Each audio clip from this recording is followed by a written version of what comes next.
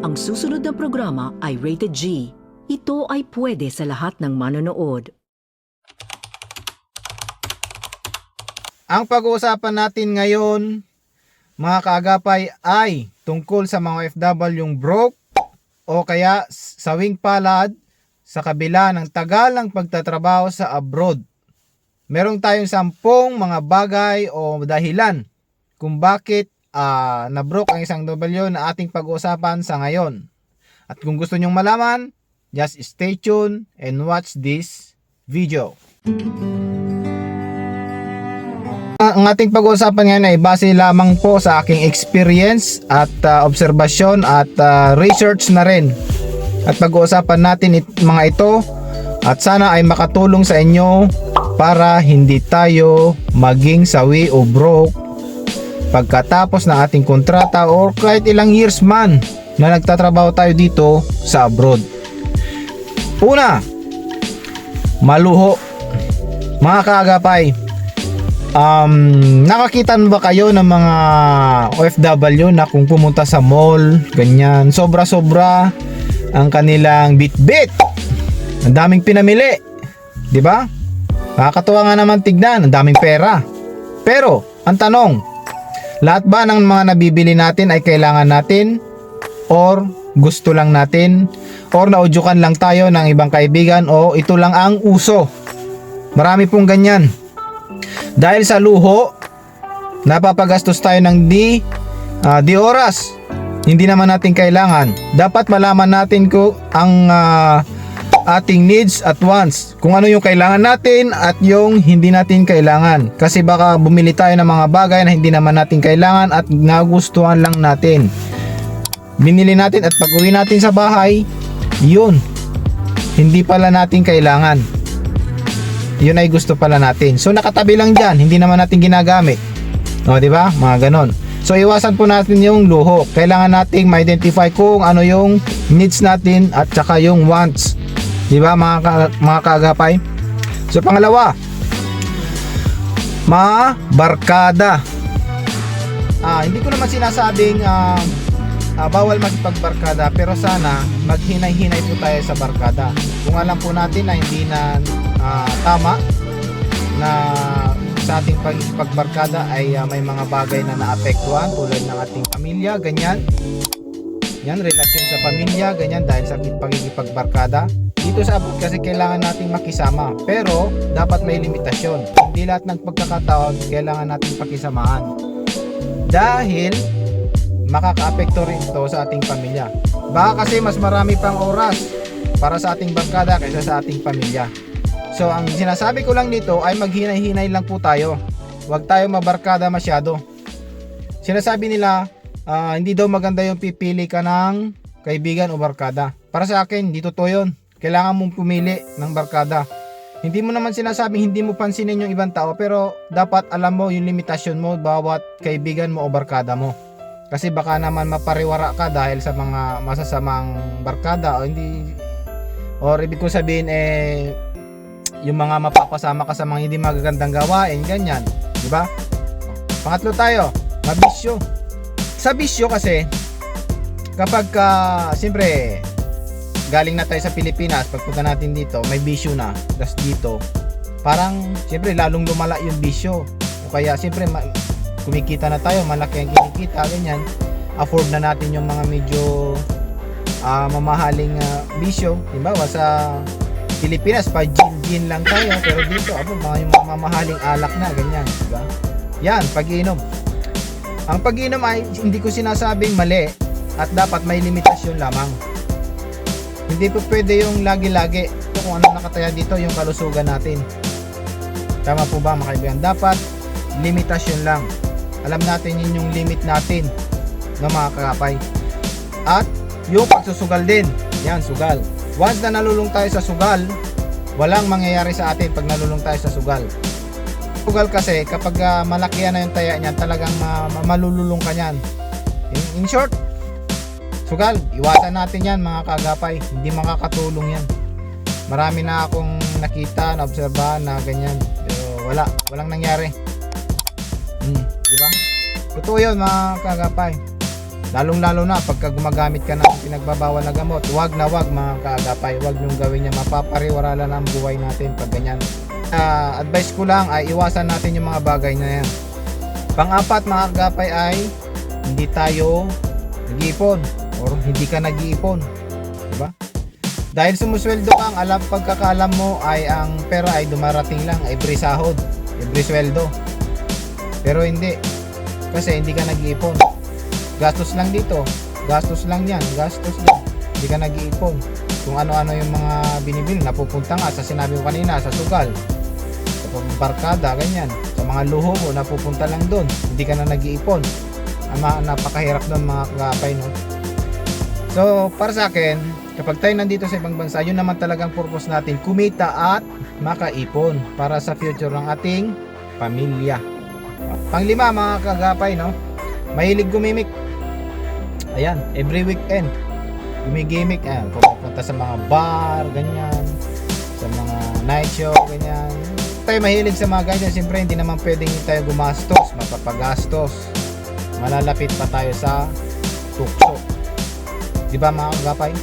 Iwasan po natin yung sobra-sobrang paggimik. Alamin lang natin lahat-lahat yung limitasyon natin sa mga bagay na ginagawa natin, lalong-lalo na at malayo tayo sa pamilya mga kaagapay, no? Sa pang-anim mga kaagapay, madalas gumala. Yan, yung tipong every weekend na gumagala mga kaagapay. At siguro 4 na beses sa isang buwan. Yun ay sobra-sobra na yun mga kagapay. Siguro sa isang beses, isang buwan, pwede na yun. Pero yung sobra-sobrang paggala, hindi na nakakabuti yun mga kagapay, no? Kasi, paglalabas tayo, gagala tayo, hindi naman pwedeng hindi tayo gagastos. Mamamasahe tayo, bibili tayo ng mga pagkain. Tapos may nagustuhan dyan sa mga bilihan, mamahalin, ganyan. Mura man yan, umahal. Hindi naman natin kailangan, pero binili natin. Wala uso nagustuhan di ba mga kagapay? Yun, dapat alam din natin yung ating limitasyon. Hindi naman masama gumala mag-relax. Ang sinasabi ko lang, wag sobra-sobra. Sobra-sobrang magpapadala sa ating mga pamilya sa Pilipinas. Alam niyo kung bakit? Sinabi kong sobra-sobra, hindi rin maganda. Alam niyo bakit? Kasi kapag sobra-sobra tayong magpadala sa ating mga pamilya, hindi na tayo nagtitira para sa atin. Paano naman tayo? Soon, diba? Pag natapos ang kontrata natin, gusto na nating mag for good, hindi tayo nag-ipon. Dapat magtabi rin po tayo ng para sa atin. Huwag sobra-sobra. Isipin natin yung kinabukasan din natin na naghihirap dito sa abroad. Tama po ba mga kagapay? Diba? Ang mga pinapadala natin ng ating mga pamilya, ang best solution dyan, ang may sasuggest ko lang ay pag pinapadala natin sila, turuan din natin silang invest, ganyan. Sabi nga nila, pag binigyan mo ng isda yung isang tao, turuan mo na rin kung paano mangisda. Para sa ganon, matuto siyang mangisda para may pangkain siya sa susunod na mga araw. Diba? Tama po ba mga kagapay? Yun. Iwasan po natin yung sobra-sobrang pagpapadala. Yung tipong halos lahat na ng kamag-anak mo, pinadalan mo na, tinulungan mo. Hindi naman masama tumulong. Pero dapat may limitasyon tayo. Isipin natin yung ating sarili. Kasi tayo yung naghihirap dito sa abroad.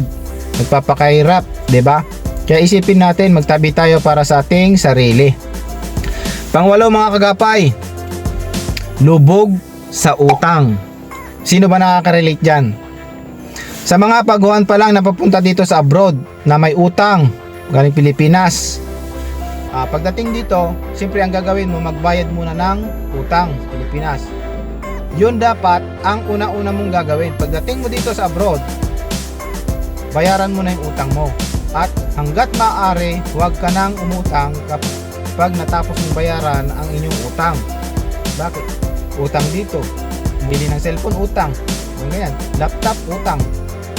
Ganyan, yung mga bagay-bagay na inuutang. Diba? Minsan pa nga, kinapos na, umutang. Wala nang pang-alawas, wala nang pambiling pagkain. Yung utang.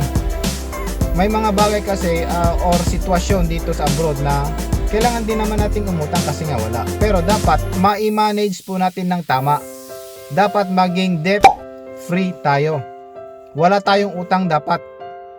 Lalong-lalo na kapag ikaw ay hindi marunong mag-manage ng pera. Kailangan nating matutong mag-manage ng pera, mga kagapay, no? Iwasan po natin yung utang.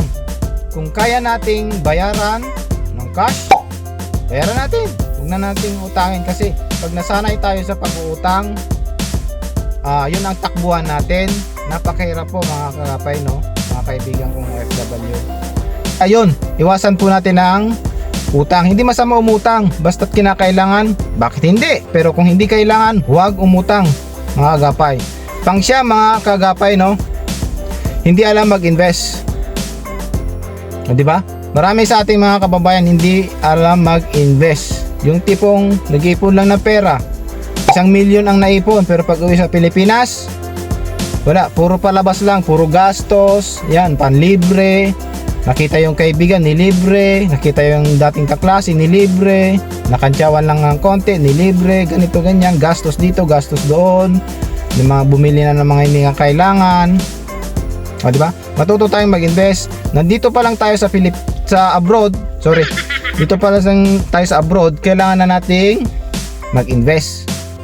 Kung may kamag-anak tayo sa Pilipinas, yung asawa natin, turuan nating mag-business. O magtayo dyan ng maliit na tindahan. O magtinda-tinda sa harap ng bahay. Mag-isip ng paraan kung paano kumita. Diba? O ilaan natin yung ating pera sa stocks, ganyan. O magtayo na tayo sa Pilipinas ng negosyo. I-manage ng ating asawa, kapatid. O pag uwi natin, meron tayong kita. Kumikita ka na dito sa abroad, kumikita ka pa sa Pilipinas. O, di ba, mga kagapay? Ang gandang diskarte 'yon, mga kagapay. Tama po ba, mga kagapay? Ang pang-10, mga kagapay, walang matibay na plano. Di ba, nung nag-a-apply ka pa lang ng trabaho papunta dito sa abroad, ang dami mo ng pangarap, gusto mo makapagpatayo ng bahay, makabili ng sasakyan, makapag-aral ng mga kapatid, makabili ng lupa, ganyan. Pero bakit nung nandito ka na sa abroad, bakit nawala yung focus mo sa inyong mga pangarap? Kasi nasa isip lang natin, kumikita na tayo ng malaki, kaya na nating abutin ng mga yon, yung mga pangarap natin in a short time or for a long time. Baka naman pwede, kaya mo in a short time, baka sa 3 taon kaya mo nang tuparin yung mga pangarap mo, or baka kailangan mo ng 10 years para matupad yun. Tingin ko sobra-sobra na yung 10 years. Kung talagang may plano ka, may matibay kang plano, bago ka pumunta rito, dapat nung nandito ka na sa abroad, mas matibay pa. Mag-focus lang po tayo sa ating mga plano. Kung plano natin mag for good in 3 years, 4 years, dapat in 3 years, 4 years nakapag for good na tayo. Hindi na tayo mag-extend. Sa Pilipinas na tayo magpapayaman. Sabi nga nila, wala daw yung mayaman sa pagtatrabaho. At naniniwala ako doon. Kahit kailan ka pa magtatrabaho, hanggat tumanda ka magtrabaho, kung wala kang matibay na plano para sa future natin, sa ating mga pamilya, walang mangyayari sa atin. Kaya habang nandito tayo sa abroad, kailangan nating pagtibayin ang ating mga plano, ang ating mga pangarap para sa ating pamilya, para sa ating sarili, at syempre sa kinabukasan ng ating mga anak. Diba? Yun naman talaga ang purpose natin pagpunta dito eh. Yung gumanda ang buhay ng ating pamilya, mga kagapay, no? So sana mga kagapay at na-enjoy nyo itong ating video at nakapulot kayo ng kaunting inspirasyon. At kung may gusto kayong pag-usapan, paki-comment nyo lang dyan at pag-uusapan natin sa ating susunod na video. At mulit-muli iniiling ko na mag-subscribe na kayo sa aking channel. Pakipindot na rin yung notification bell para ma-update kayo sa mga susunod nating video. Pag-uusapan po natin yung mga bagay-bagay na makakatulong po sa ating buhay, ganyan, mga diskarte natin sa buhay, lalong-lalo sa ating mga kababayan na OFW. Hindi po ako expert pero Sinishare ko lang po itong aking mga karanasan, obserbasyon, para po lahat tayo uuwing masaya sa ating mga pamilya. Wala pong broke sana, no, mga kagapay. Either in short term ka lang dito sa abroad, in long term dapat pag-uwi natin masaya tayo, di ba? Lahat tayo. Walang maiiwan na luhaan. Tama po ba, mga kagapay? So mga kagapay, ang dito na lang po. Maraming salamat sa inyong panonood at God bless us all. Bye bye, mga kagapay. See you next time.